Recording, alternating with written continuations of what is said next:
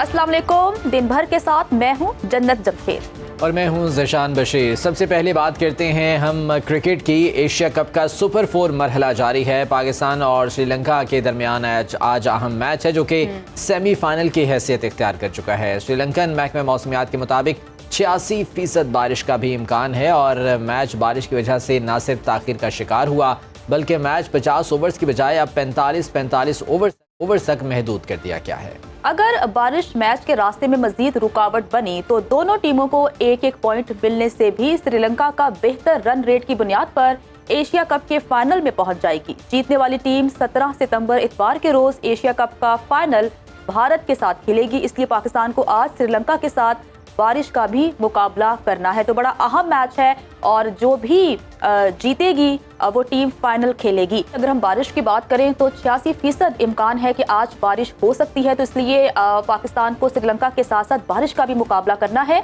कोलंबो में इस वक्त क्या सूरत हाल है, इसी पर ही बात करने के लिए हमें ज्वाइन किया है स्पोर्ट्स एनालिस्ट सनाउल्लाह ने, जो कि कोलंबो में ही मौजूद हैं।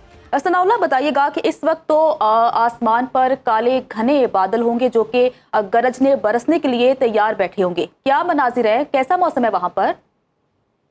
जी बिल्कुल, मौसम पाकिस्तानी क्रिकेट फैंस के लिए कुछ अच्छा नहीं है। इस वक्त प्रेमदासा क्रिकेट स्टेडियम चारों तरफ से गहरे काले बादलों से घिरा हुआ है और प्रेडिक्शन के मुताबिक अब से 10 मिनट बाद बारिश यहाँ पर होगी। और सबसे खास बात कि रात 8 साढ़े 8 बजे भी थंडरस्टॉर्म की प्रेडिक्शन की गई है। और अगर खुदा ना खास्ता वो बारिश जिस तरह की प्रेडिक्शन है, मतलब 100% प्रेडिक्शन है, और अगर वो बारिश हो जाती है फिर मैच का पूरा होना थोड़ा मुश्किल हो जाएगा। पहले ही दिन में जो बारिश के 3 स्पेल हुए हैं उसकी वजह से 5 ओवर्स की रिडक्शन हुई है और अगर मजीद बारिश होती है तो फिर और ओवर्स की रिडक्शन होगी। और अगर रात 8:30 बजे की बारिश होती है तो शायद फिर मैच का मुकम्मल होना थोड़ा मुश्किल हो जाएगा।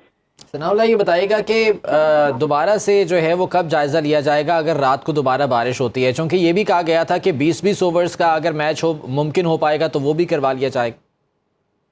जी बिल्कुल, वो फिर कट ऑफ टाइम देखा जाता है, लेकिन अभी तो इस चीज़ को नहीं देखा जा सकता कि बारिश कब होगी। वो तो मैं आपको प्रेडिक्शन मेट्रोलॉजी डिपार्टमेंट की बता रहा हूँ कि उनके मुताबिक रात 8:30 बजे थंडरस्टॉर्म है। श्रीलंकन टाइम के मुताबिक मैं बात कर रहा हूँ और अभी अब से कोई 8-10 मिनट के बाद भी बारिश की प्रेडिक्शन है, मगर अभी मैच चल रहा है। और ये ऐसा भी हमने देखा है, पहला जो एक्सपीरियंस रहा है एशिया कप के बाकी जो मैचेस में, कि रात पूरे घने बादल ऊपर रहते हैं मगर बरसते नहीं है। तो कोलंबो के वेदर के ऊपर प्रेडिक्ट करना 100% तो यहाँ पे कोई नहीं कर सकता, बल्कि जो मेट्रोलॉजी डिपार्टमेंट है यहाँ कोलंबो का, यहाँ के लोकल लोग भी उसका ट्रस्ट नहीं करते हैं। वो बोलते हैं कि ये अनप्रेडिक्टेड है, इनके पास इतनी टेक्नोलॉजी नहीं है कि वो 100% एग्जैक्ट जो है वो बता पाए।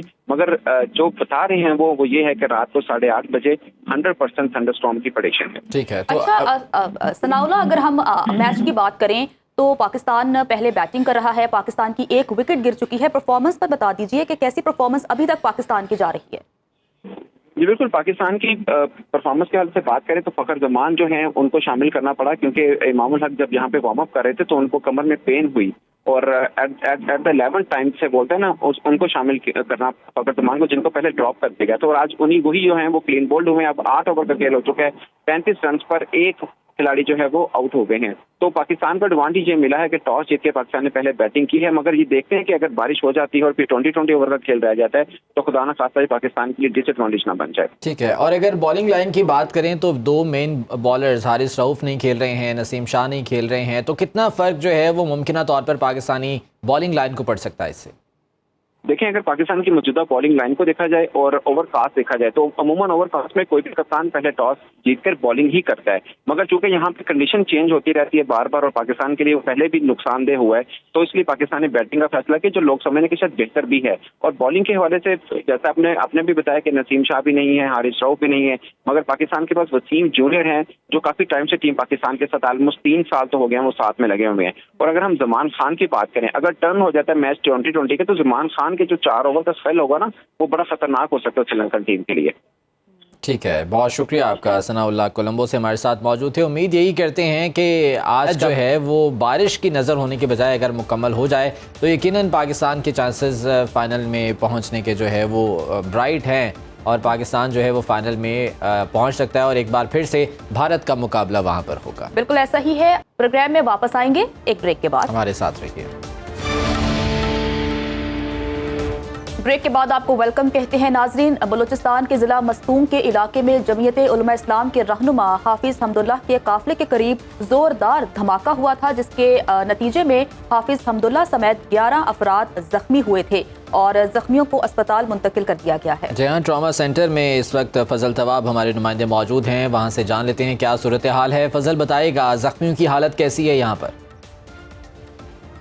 बलूचिस्तान के ज़िला मस्तूम से 5 किलोमीटर के फासले पर चोटों के मकाम पर जमीयत उलमा इस्लाम के रहनुमा और PDM के तर्जुमान हाफिज़ हमदुल्लाह के काफ़िले पर ज़ोरदार धमाका हुआ, जिसके नतीजे में अब तक जो ज़िले इंतज़ामिया है और महकमे सेहत के तर्जुमान के मुताबिक हाफिज़ हमदुल्लाह समेत 11 अफराद ज़ख्मी हुए हैं। ज़ख्मियों को पहले नवाब गौसबख्श मेरवीर मस्तूम अस्पताल मुंतकिल किया गया, जहाँ पर इब्तिदाई तिब्बी इमदाद के बाद हाफिज़ हमदुल्लाह समेत 9 ज़ख्मियों को इस वक्त कोयटा के सिविल अस्पताल मुंतकिल किया गया है और ट्रॉमा सेंटर में उन्हें इस वक्त तिब्बी इमदाद फराहम की जा रही है। महकमे सेहत हुकाम के मुताबिक ज़ख्मियों में एक शख्स ऐसा है जिसकी हालत जो है वो तशवीशनाक बताई जा रही है, ताहम हाफिज़ हमदुल्लाह की हालत जो है वो ख़तरे से बाहर बताई जा रही है। अब से कुछ देर कबल उन्हें सिटी स्कैन के लिए जो है एक्सरे रूम मुंतकिल किया गया और उसके बाद इस वक्त हाफिज़ हमदुल्लाह जो है वो ट्रॉमा सेंटर के ICU वार्ड में ज़ेर इलाज है, जबकि दीगर ज़ख्मियों को भी ट्रॉमा सेंटर में तिबी इमदाद फराहम की जा रही है। 3 ज़ख्मी ऐसे थे जिन्हें इब्तिदाई तिबी इमदाद के बाद डिस्चार्ज किया गया। एक ज़ख्मी की हालत जो है वो तशवीशनाक बताई जा रही है। जी, फजल तवाब हमारे साथ मौजूद थे और बता रहे थे कि हाफिज हमदुल्लाह की हालत अब खतरे से बाहर है। इसी तमाम तर मामले पर बात करने के लिए हमें ज्वाइन किया है ब्यूरो चीफ कोयटा किफ़ायत अली ने। किफ़ायत, कहिएगा कि सिक्योरिटी फोर्सेस ने धमाके के मकाम से शवाहिद इकट्ठे करके तहकीकात का आगाज कर दिया था। अभी तक तहकीकात करने से क्या कुछ मालूम हो सका है?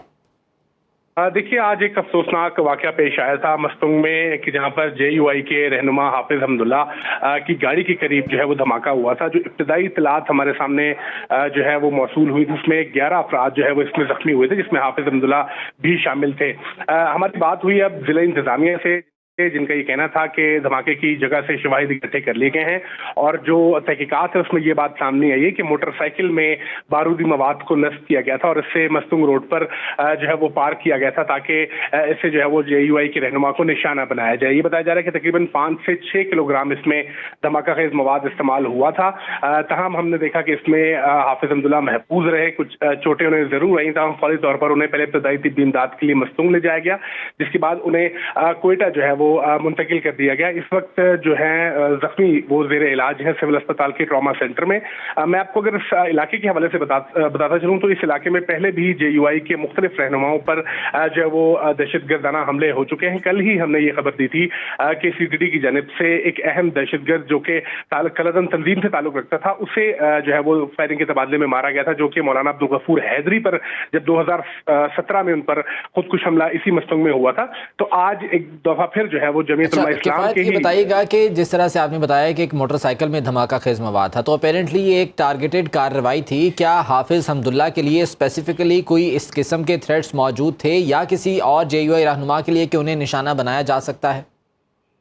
देखिए, ऐसा है कि मस्तूंग का ये जो इलाका है, यहाँ पर इससे पहले भी जमीयत उलमा इस्लाम के जो अहम रहनुमा हैं उन पर हमला हो चुका है। मौलाना अब्दुल गफूर हैदरी पर हमला हो चुका है। इसके अलावा मौलाना फजलुर रहमान जब कोयटा में थे तो वहाँ पर उन पर भी खुदकुश हमला हुआ था। तो थ्रेट्स मौजूद थे इस हवाले से। और जो पुलिस से हमारी बात हुई, उनका ये कहना था कि धमाका खेज मवाद को एक मोटरसाइकिल में जो है वो नस्ब करके यहाँ पर खड़ा किया गया था ताकि उसे टारगेट किया जा सके।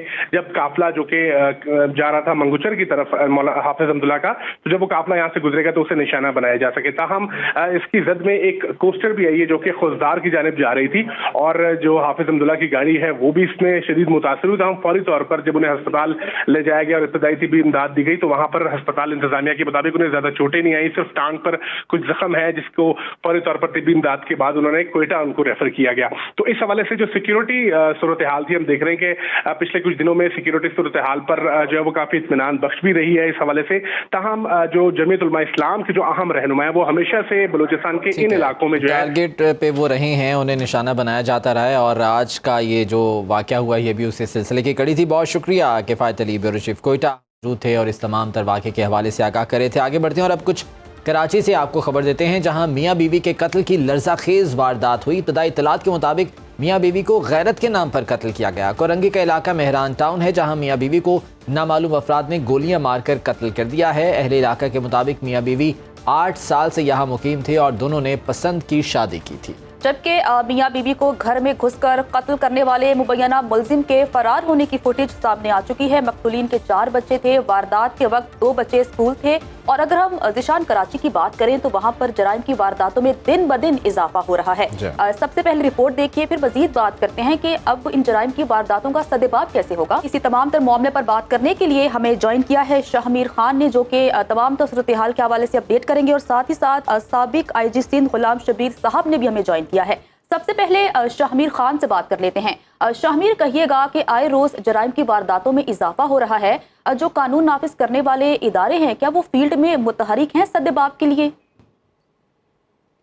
बिल्कुल, जराइम पेशा अफराद और इनकी वारदातों में दिन ब दिन इजाफा तो होता जा रहा है, लेकिन साथ साथ इसमें इस बात को मद्देनजर रखने की यकीनी तौर पर ज़रूरत है कि जो अदालतें हैं वहाँ से बआसानी ये जराइम पेशा अफराद बेल हासिल कर कर, जमानतें हासिल कर कर वापस आ जाते हैं। अगर इनको गिरफ्तार भी कर दिया जाता है और फिर से आके शहर में दंदनाते फिरते हैं और उसी तरह वारदातें करते हैं। कहीं ना कहीं इन्वेस्टिगेशन के लूप होल हैं, कहीं ना कहीं कानून में कुछ नरमियाँ हैं। यही वजह है कि इसका फ़ायदा कहीं ना कहीं इन जराइम पेशा अफराद को होता है। और सबसे बड़ा मसला जो इस वक्त शहर में है वो अगर स्ट्रीट क्राइम है तो उसके साथ साथ उससे लिंक करता हुआ मसला वेपनाइजेशन का है। शहर में असलहे का इस्तेमाल, असलहे की तादाद इतनी परेशान कुन हद तक जो है बढ़ चुकी है कि कानून नाफिज करने वाले इदारे भी इस पे खासा मुतारिक दिखाई देते हैं। ठीक है, इसी पर जो है वो बात कर लेते हैं। हम गुलाम शबीर साहब हमारे साथ मौजूद हैं। गुलाम शबीर साहब, ये जो अब